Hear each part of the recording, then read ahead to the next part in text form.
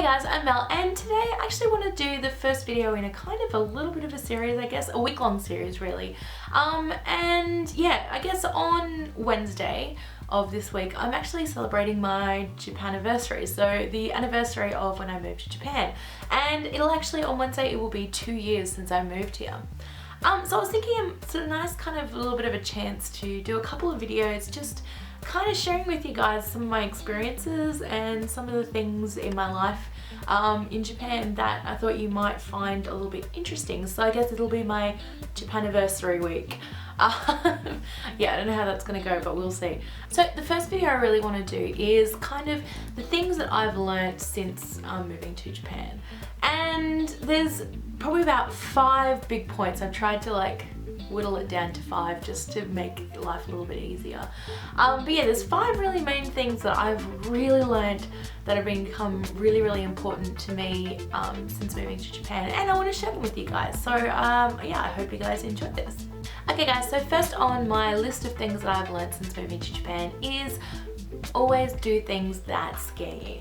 And I don't mean, you know, going crazy and doing like death-defying stunts and silly things like that.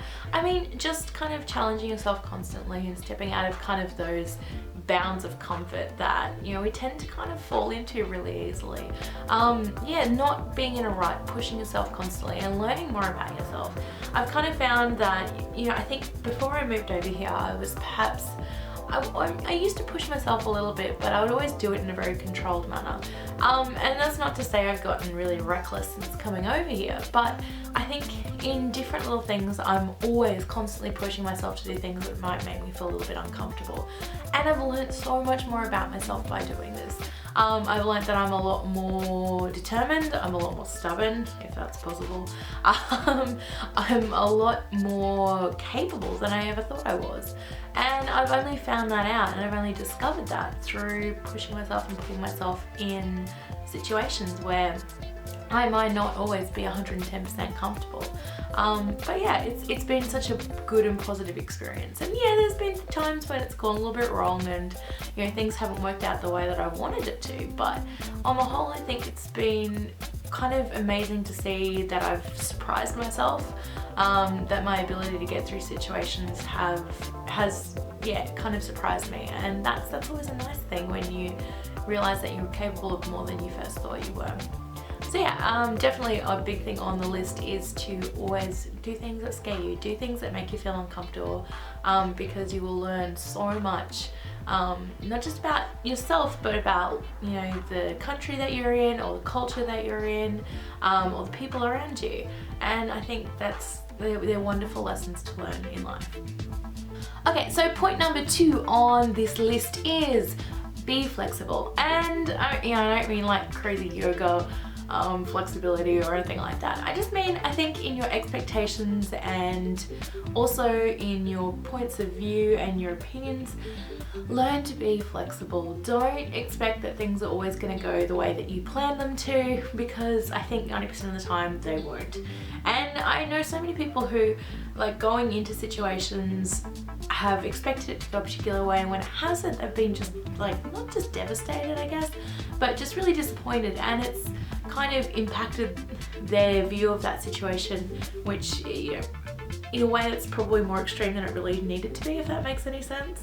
Yeah, I guess I'm personally quite easygoing, so this one was quite easy for me to kind of get a grasp on. But yeah, I guess especially when you're working in a like multicultural, like an international kind of workplace, I think being flexible and understanding that things aren't always going to go the way you expect them to, people aren't always going to react the way that you think they will, situations are never going to go as expected. I think you just have to accept that, especially when you're teaching over here, whether that be as a like ALT or you know, as other jobs. I think you just have to go with it 90% of the time and just see kind of what happens. Be flexible, be prepared to change, have a backup plan. For those of you who are coming over to teach, always have a couple of backups. Honestly, I've always had it going into classes, especially when I was working in ALT, and it saved my butt so many times from just awkwardly standing in front of a class and trying to make up something on the spot. Always have a backup, always have something prepared just in case, because yeah, things go wrong, and I don't know, it depends on how organized like your workplaces are or the schools that you're teaching at are. But yeah, your experiences can be sometimes just a little bit all over the place, and that's kind of part of the joy of the job sometimes. Like I personally enjoy that. I found it really fun to just kind of be winging it, but I know that's not everybody's cup of tea. So yeah, I guess just be flexible, be prepared to kind of go with it, and kind of understand that, you know, whether people are asking you to do things or you wanting to do things, just kind of don't be so rigid in what your expectations are. Just kind of go with it, soften up a little bit and bend, because it will make your life here so much easier. Okay, number 3, communication is so important. Yeah, which I know that's a big thing wherever you are, but you know, when you're working in bilingual workplaces or workplaces where you may not speak much of, if any, of the actual language that's being spoken, yeah, communication, super important. And I think also what I've learned is that communication, words are just one small part of like the whole communication kind of thing. You can communicate to a degree, not using the language that somebody else is speaking. You can kind of figure out ways around it, and especially when you're teaching a class. I used to teach elementary school English, and yeah, like a lot of the kids wouldn't understand what I'm saying, but I was able to communicate with them most of the time. I didn't have that many problems. You kind of start figuring out ways around it and how to explain yourself and show rather than tell. So yeah, I think communication, you start learning that there's more than just one way to communicate, and it becomes a bit of a challenge to kind of look around and see how you can do that, and how you can let somebody know what you're trying to kind of get across to them. So yeah, again, communication, super duper important, and something that I've learned a lot more about since coming to Japan. Okay, so point number 4 is to be curious, to ask questions. This is something I've learned so much here. When I see strange things happening that I don't understand, I try and ask. Sometimes I don't get answers that I understand, nor sometimes I just don't even get answers, I just get funny looks. But I will always try. I'll ask my friends, I will like write down words and things that I hear, and you know, constantly trying to ask questions and make sense of what's going on around me.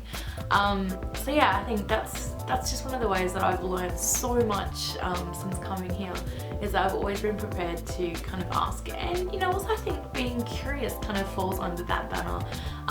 You know, so yeah, if you can hear taiko, the sound of taiko drums wafting across your city, then go out, try and find out what's happening, because I don't know, those kind of random little things are some of the really great experiences that I've had being over here, is when I've just heard music playing and I've gone out and found that there's a massive big festival going on, or when there were taiko drums going and I found out there was like a sort of festival just across the road from me.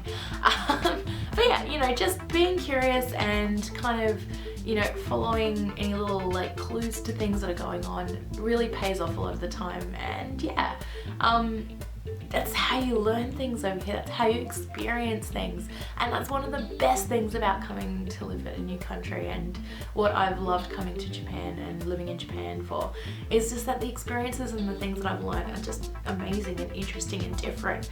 And yeah, I wouldn't have found that had I not been curious and asked questions and annoyed the crap out of all my friends by asking too many questions. So yeah, I know, that's one thing that I've found that's been really great. Okay, and point number 5, my last point of things that I've learned in living in Japan.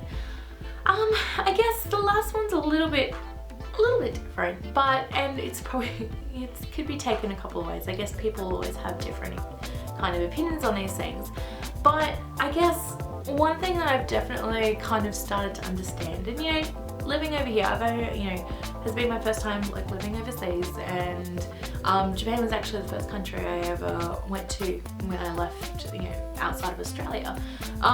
So I guess the thing that surprises me, not surprises, but intrigues me, I guess, constantly is the fact that while culture and history and experience might be very, very different between cultures and countries, humans and human nature really isn't that different. People are kind of the same regardless of what country that you're in.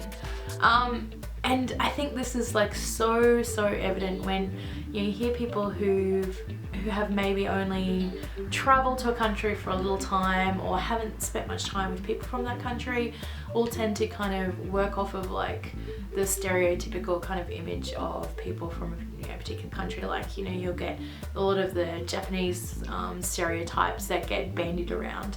But I think when you spend a bit more time with people from a country, from any country, and you start getting to know them and talking to them, you start realizing that we're all very much the same when it comes right down to it. We all have very similar drives and ambitions and kind of personality traits. I'm not talking about each person is like the same, but I'm saying that there's a certain amount of like homogeneity. I can't say that word. There's a certain amount of similarity across, you know, a broad spectrum of people in their personalities and the different types of people that you'll kind of encounter. It's interesting to see that we're really not that different. And, you know, for people who will, you know, go on about, you know, one country being better than another, or, you know, there's a lot of racism in the world rampantly. Just having that experience, seeing that people who live so far away from you and in such different cultures and experiences and, you know, places, we're really very much the same, and I think that's kind of a wonderful thing. It helps you connect, and it helps you, you know, finding those similarities help you kind of feel a little bit more at home and help you connect with people, and I think that's always a really good thing. So yeah, and it's something that I've just found really interesting. Living over here. So yeah, I think that's about my list. This video is probably going on entirely too long and my camera is like awkwardly turned off a couple of times in the middle of it. So yeah, sorry guys. I hope you found that somewhat interesting. I know a lot of people do this kind of video, but yeah, I just thought I'd give it a crack. So I'm gonna try and put out a new video every day this week. Different things just about my experience in Japan for my Japanniversary week. And I hope you guys like it. So I will be seeing you very, very shortly. Until then, have a great one, and I'll see you later. Bye!